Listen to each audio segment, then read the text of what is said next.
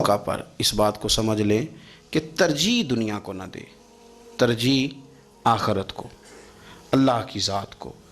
ہماری آخرت کس طرح ٹھیک ہو سکتی ہے، آخرت میں کامیاب کس طرح ہو سکتے ہیں، آخرت میں اللہ تعالیٰ کی رضا کیسے پا سکتے ہیں، اس کو ترجیح دینی چاہیے۔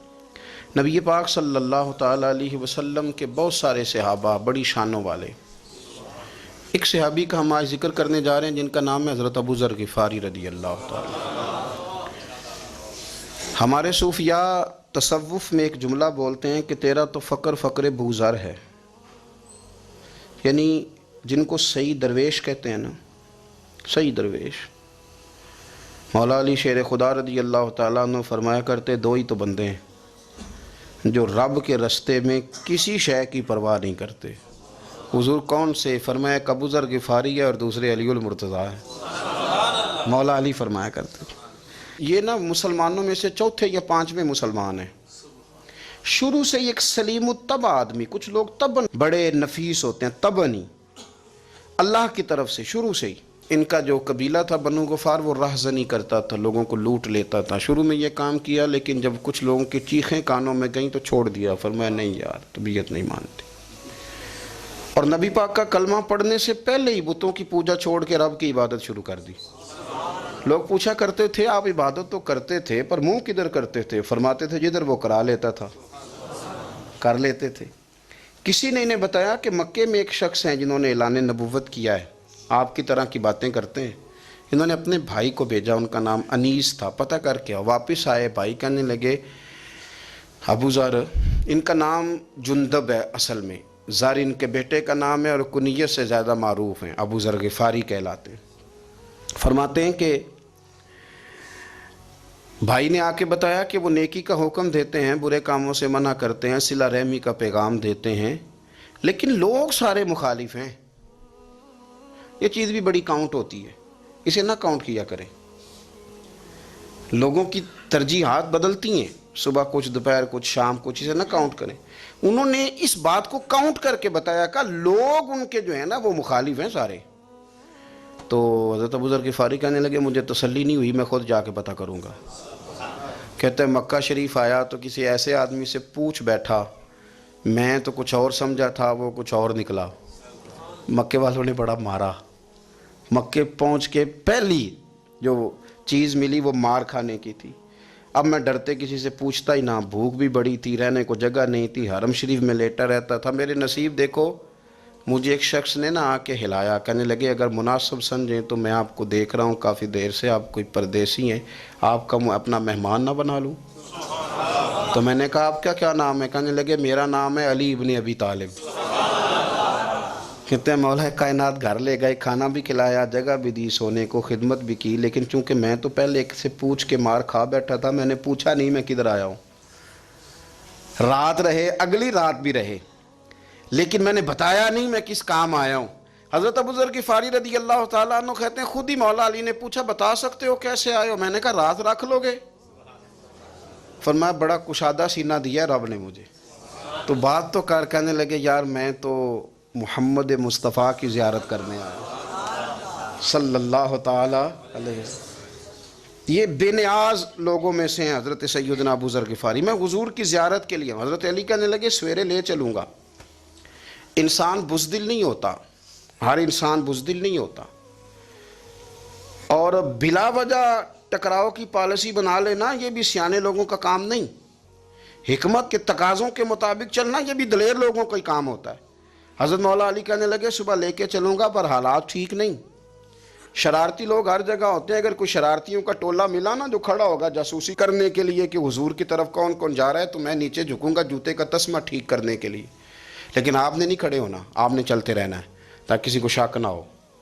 کہتے ہیں اس ترتیب سے حضرت علی مجھے لے کے گئے، میں حضور کی بارگاہ میں پہنچا۔ مولا علی کہتے ہیں بڑے بڑے لوگ سوال کرتے تھے پر یہ شروع سے سلیم الطبع تھے، مجھے کہہ لینے دینا، جنہوں نے ماننا ہوتا ہے وہ لمبے سوال کرتے ہی نہیں۔ مان جو لیا تو لمبے سوالوں کی ضرورت ہی کوئی نہیں۔ کہتے ہیں لوگ بڑے بڑے سوال کرتے تھے پر ابو ذر نے 2-3 باتیں پوچھیں اور آگے جا کے کہنے لگے حضور ہاتھ بڑھائیں مجھے کلمہ پڑھائیں۔ نبی پاک صلی اللہ علیہ وسلم نے کلمہ پڑھایا، فرمایا باہر جا کے نا ابھی ذکر کرنا کہ تم مسلمان ہو گیا، یہ ماریں گے۔ عرض کی حضور انہیں مارنے دے، میں آیا بھی مار کھا نہیں ہوں، انہیں مارنے دے نا۔ پڑا فلک کو کبھی دل جلوں سے کام نہیں، داغ دلوی نے کہا تھا پڑا فلک کو کبھی دل جلوں سے کام نہیں، اور جلا کے راکھ نہ کر دوں تو داغ نام نہیں۔ ماری تو کھانے آئے ہیں، مارنے دیں، کرنے دیں زور جتنا لگانا ہے لگانے دیں۔ باہر جا کے اعلان کیا، مکے والوں نے مارا، اتنا مارا کہ بے ہوش ہو گئے۔ پھر کسی نے بتایا کہ تم نے گزرنا بھی ہے ان کے علاقے سے، بنو غفار سے، پھر ان کا پتہ بھی ہے یہ لوگ بڑے سخت ہیں، پھر چھوڑا۔ تباً بڑے جلالی تھے، زاہد مزاج تھے، فرماتے تھے کہ جو تمہاری ضرورت سے زیادہ ہے وہ سارا صدقہ کرو۔ کنز کے معاملے میں ان کا رویہ یہ تھا، صرف حضرت صدیق اکبر کو کچھ نہیں کہا انہوں نے، باقی حضرت عمر جیسے آدمی کو بھی کھڑا کر کے کہہ لیتے تھے یہ مال کیوں رکھا ہوا ہے خزانے میں، بانٹتے کیوں نہیں سارا۔ اور جناب عثمان غنی رضی اللہ تعالیٰ عنہ کے ساتھ تو باقاعدہ کئی دفعہ اس موضوع پر گفتگو کی۔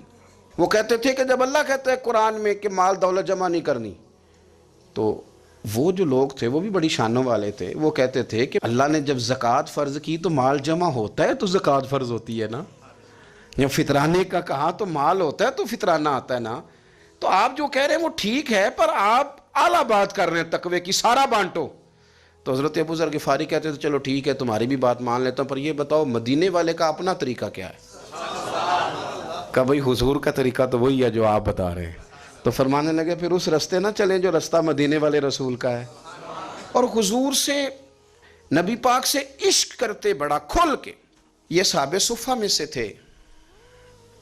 کلمے پڑھنے کے بعد چونکہ طبیعت جلالی تھی تو حضور نے بھیج دیا، فرمایا واپس جاؤ اپنے قبیلے میں تبلیغ کرو۔ واپس گئے، بھائی کو مسلمان کیا، والدہ کو مسلمان کیا، قبیلہ سارا مسلمان کیا، وہیں رہے۔ ہجرت مدینہ کے بعد آئے تبوک کے موقع کے قریب، اور حضور نے اصحاب صفہ میں رکھ لیا۔ نوکری کرتے مدینے والے رسول کی، دلیر آدمی تھے، بڑا قبیلہ تھا، پر ڈیوٹی کرتے، ڈیوٹی خدمت کرتے۔ ایک بیٹا تھا زار اس کا نام تھا، اس کی ڈیوٹی لگائی تم نے میرے نبی پاک کے اونٹ چرانے۔ ڈاکو آئے تو صاحبزادہ اونٹوں کی، اونٹنیوں کی حفاظت کرتے شہید ہو گیا۔ اور یہ انوکھا بندہ ہے جس نے شرط لگائی تھی کہ میں نے کالی سیاہ رنگ کی عورت سے شادی کرنی، یہ انوکھا بندہ ہے۔ ایک بیٹی تھی، ایک بیٹا، بیٹا شہید ہو گیا، بیوی سے کہا تم نے نبی پاک کے گھر میں خدمت کرنی ہے، حضور کے گھر والوں، اور میں نبی پاک کی نوکری کروں گا۔ حضور کی خدمت کرتے، ہر وقت خدمت میں رہتے۔ اور حضور جب آتے نا، صحابہ صفہ میں یہ شامل تھے جو لوگ دین سیکھتے، حضور جب آتے تو سب سے پہلے آ کے حضرت ابو ذر غفاری کا پوچھتے، بلائیں، اور جب بات کرتے حضور تو بار بار ان کو مخاطب کر کے بات کرتے۔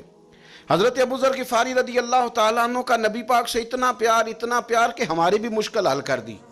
ابو داؤد شریف میں موجود ہے، ایک دن کہنے لگے یا رسول اللہ صلی اللہ علیہ وسلم، اگر کوئی بندہ کسی سے پیار بڑا ہی کرے پر اس جیسے عمل نہ کر سکے، کوشش کرے کرنا، لوگ ہمیں کہتے ہیں نا جی پیار بڑا، عمل بھی تو کرو نا، بھی کرنا چاہیے، پر انسان ہے نا، غلطی بھی تو ہو ہی جاتی ہے۔